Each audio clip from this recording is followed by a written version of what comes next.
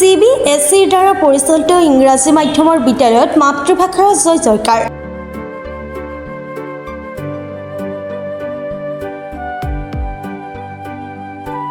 IIT Guwahati কেন্দ্ৰীয় বিদ্যালয়ত অনুষ্ঠিত হৈছে TLM প্ৰতিযোগিতা।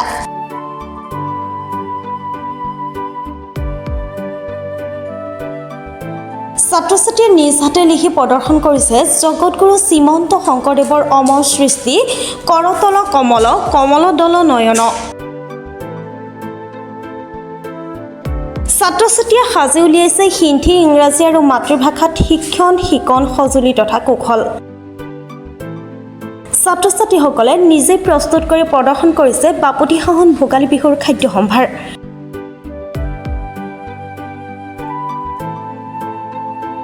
পিঠা, লাড়ু, চিৰা, দৈৰ সোৱাদ লৈ অভিভূত শিক্ষাগুৰুসকল।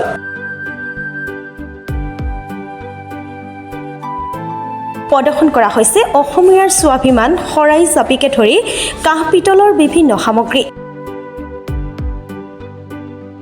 प्रदर्शनीत उपस्थित हुई अभिभूत प्राक्तन सांसद किरीट चलिहा।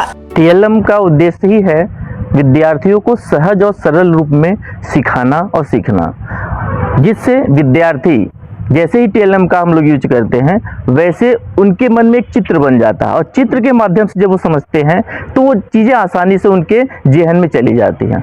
और उसी क्योंकि हमारा विद्यालय CBSE बोर्ड से है, लेकिन यह होते हुए भी हमारे विद्यालय में सभी भाषा खास करके असमी संस्कृति का बहुत ही मुकम्मल रूप देखने को मिलता है, उसको बढ़ावा मिलता है।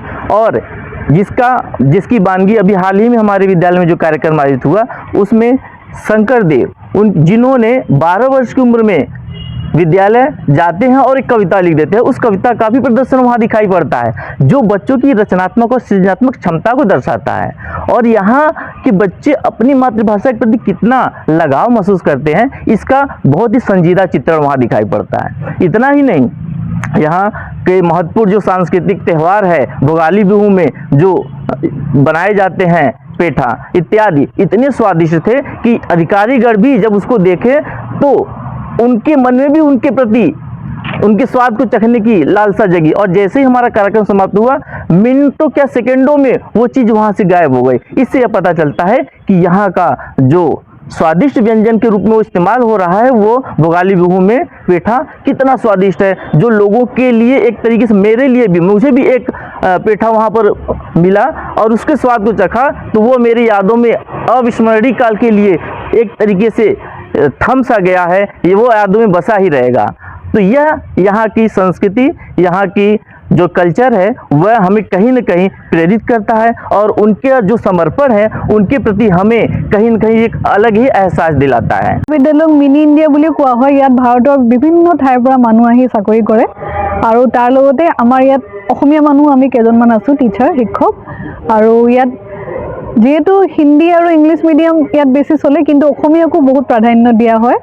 আৰু যেতিয়াই কিবা কম্পিটিশ্যন হয় প্ৰতিযোগিতা হয় তেতিয়াই অসমীয়া কালচাৰক যাতে উদঙাই দেখুৱায় সেইটো জানিব পাৰে মানুহে, সেইটোৰ ওপৰত বহুত প্ৰচেষ্টা চলোৱা হয়।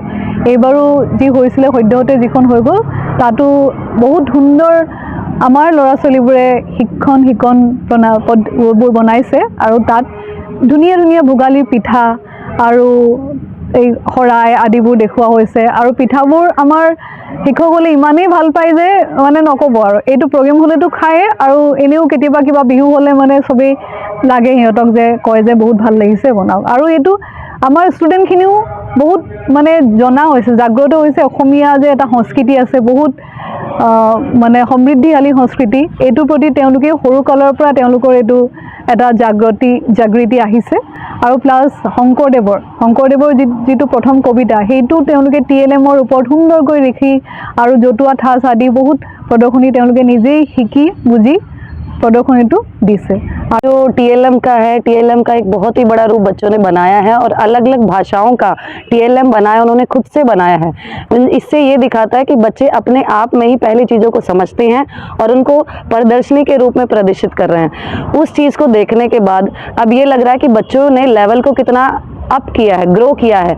और यही चीज़ हमें और सिखाती है कि हम बच्चों को सिर्फ किताबों से ना पढ़ाएं, हर चीज़ को TLM के थ्रू उनको एक पूरा चैप्टर अच्छे से समझा दे, ताकि एक बच्चा नहीं सारे बच्चे आपस में सीखते रहें और सीखने का लेवल हो कि वो पूरा अंदर से उस चीज़ को एंजॉय भी कर रहे हैं कि इस चीज़ का चैप्टर ये है और मुझे ये चीज़ें मिली है।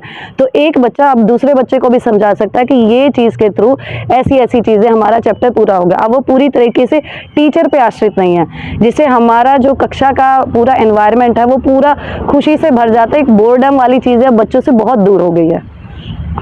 वो बहुत टेस्टी है, जो कि आसामीज़ लैंग्वेज का असम राज्य की एक बहुत फेमस चीज़ है, क्योंकि मैं दूसरे राज्य से हूँ, लेकिन जैसे ही मैंने वो खाया तो मुझे ऐसा लगा कि इतना अच्छा टेस्ट अगर यहाँ मिल रहा है तो लोगों की कितना प्रेम भाव से उन्होंने बनाया है। আমিনগাঁৱৰ পৰা মিতালী দাসৰ report, Pratah time digital. Mobile plus physiotherapy wellness and rehabilitation centre দক্ষিণ কামৰূপৰ ব্যৱসায়িক প্ৰাণকেন্দ্ৰ বিজয়নগৰৰ লগতে VIP চক আৰু গুৱাহাটী মালিগাঁও পাণ্ডৱনগৰত থকা তিনিওখন ক্লিনিক বৰ্তমান প্ৰায় 20 বছৰৰ অভিজ্ঞতা পুষ্ট তথা এতিয়ালৈকে প্ৰায় 40,000 ৰোগীক সুস্থ কৰি তোলা ডক্টৰ পল্লৱী নাথৰ তত্ত্বাৱধানত চলি আছে। এই ফিজিঅ'থেৰাপি চেণ্টাৰ তিনিটাত বৰ্তমান অভিজ্ঞ ডক্টৰৰ দ্বাৰা যিকোনো জটিল ফিজিঅ'থেৰাপি চিকিৎসাৰ লগতে যিকোনো ৰোগীৰ ঘৰলৈ গৈ চিকিৎসা সেৱাৰ সুব্যৱস্থাও ৰাখিছে।